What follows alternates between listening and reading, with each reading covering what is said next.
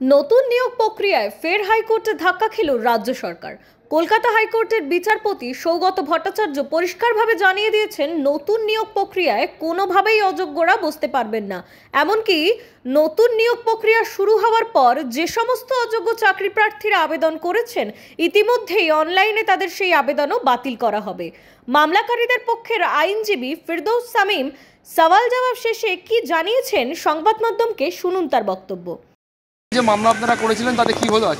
আজকে মহামান্য বিচারপতি সৌগত ভট্টাচার্যের বেঞ্চ নির্দেশ দিল, যারা টেন্টেড ক্যান্ডিডেট, যাদের এই নতুন নিয়োগ প্রক্রিয়ায় পার্টিসিপেট করার অধিকার দিয়েছিল, করার সুযোগ দিয়েছিল, আজকে মহামান্য বিচারপতি বললেন যারা টেন্টেড ক্যান্ডিডেট তাদের নতুন নিয়োগ প্রক্রিয়ায় বসতে পারবেন না। ইভেন যারা অলরেডি অ্যাপ্লিকেশন করে ফেলেছেন, যেহেতু 14 তারিখ থেকে অ্যাপ্লিকেশন শুরু হয়ে গেছিল, তাদের ওই অ্যাপ্লিকেশনগুলো ক্যান্সেল করতে বলেছেন। এবং নিয়োগের যে বিধি পরিবর্তন, অর্থাৎ ওই নাম্বার ডিভিশনের যে পরিবর্তন, তিনি ওই পয়েন্টটি এন্টারটেন করেননি। ফলে সেই পয়েন্ট নিয়ে বলেছেন যে না, যেমনভাবে চলছিল ওইভাবেই চলবে। ফের তো আজকের এসএসসি দেখা গেল অযোগ্যদের পাশে দাঁড়িয়ে সওয়াল করলে যে অযোগ্যদের জন্য কিছু বলেনি কল্যাণ বন্দ্যোপাধ্যায় বললেন।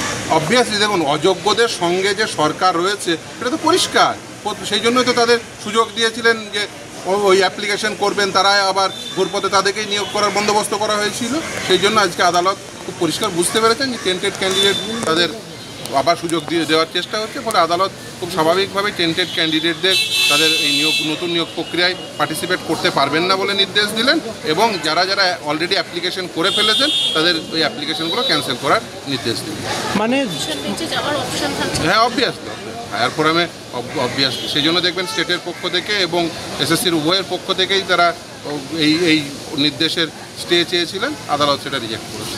এই ক্ষেত্রে তার মানে যারা যোগ্য বলে বিবেচিত সুপ্রিম কোর্টের এবং হাইকোর্টের নির্দেশে যে 10 নম্বর তাদের জন্য যে দেওয়ার একটা করা হয়েছে অভিজ্ঞতার জায়গা থেকে, সেইটা তাহলে থাকছে। হ্যাঁ, সেটাই থাকছে। এবং কারণ হচ্ছে আদালত খুব স্পষ্টত বলেছেন যে ওই 10 নম্বর যদি টেন্টেড ক্যান্ডিডেটরা থাকতো, যে তারা যদি নতুন নিয়োগ প্রক্রিয়ায় অংশগ্রহণ করতো, তাহলে তাদেরকেও তো 10 নম্বর দিতে হতো। ফলে আদালত খুব স্বাভাবিকভাবে যারা টেন্টেড ক্যান্ডিডেট তাদের ওই 2025 সালের যে সেকেন্ড এসএলএসটি, যেটা নতুন সুপ্রিম কোর্টের নির্দেশের ফলে নতুন করে শুরু হয়েছিল, সেখানে টেন্টেড ক্যান্ডিডেটরা কেউ পার্টিসিপেট করতে পারবেন না, এবং তারা ওই যদি অনলাইন অ্যাপ্লিকেশন করে থাকেন সেগুলো ক্যান্সেল হচ্ছে।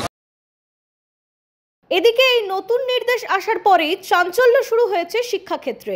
এখন রাজ্য সরকার বা এসএসসি এই রায়কে চ্যালেঞ্জ করে আরও উচ্চতর বেঞ্চে যায় কিনা সেটা যেমন দেখার, একই সঙ্গে যেসব যোগ্য প্রার্থীরা রাস্তায় বসে দীর্ঘদিন আন্দোলন করছেন তারা এই রায়ে কিছুটা হলেও স্বস্তি পেলেন বলাই যায়। Bureau report, news pole Bangla.